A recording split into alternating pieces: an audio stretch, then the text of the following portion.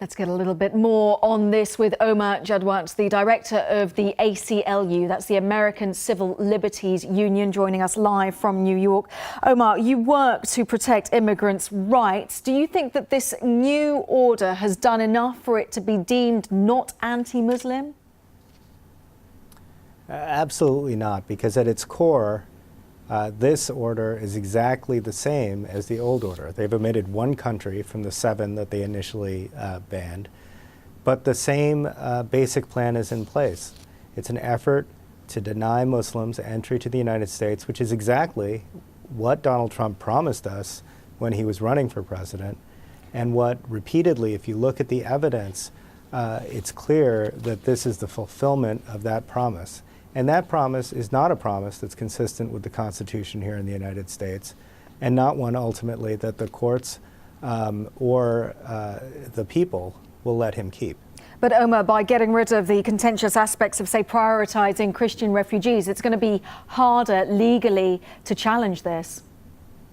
I don't think so. I mean, I think it does definitely respond to some of the specific things that courts have said already.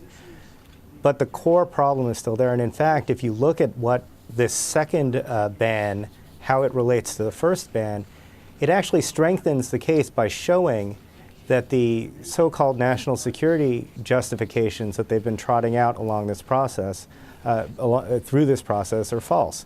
So if you look, for example, at the fact that they said initially, well, these 7 countries, it's an inviolate list. This list has some inherent national security problems with it. Well, this time the list is 6 countries. It doesn't include Iraq, because Iraq negotiated its way off the list. If there were really a national security concern that motivated that first list, they wouldn't have changed it so easily the next time around. But we've seen documents coming out of the government showing that the government's own intelligence analysts have said this is not an appropriate way to try to accommodate national security concerns, that in fact no purpose would be served by a country-based ban like this one. And the list goes on and on.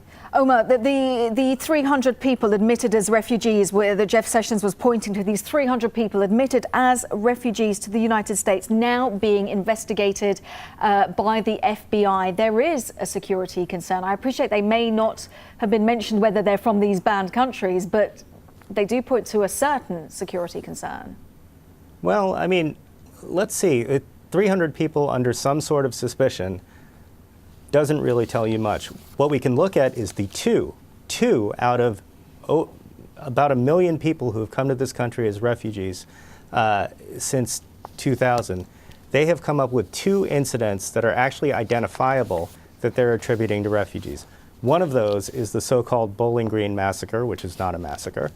The other is the case of somebody who came to this country when he was 5 years old and subsequently radicalized and participated in a conspiracy that didn't go anywhere, that didn't hurt anybody, but a conspiracy to commit a terrorist act. Now, if the whole point of this is that we need better vetting for 5-year-olds, then this, again, is the wrong way to go about it.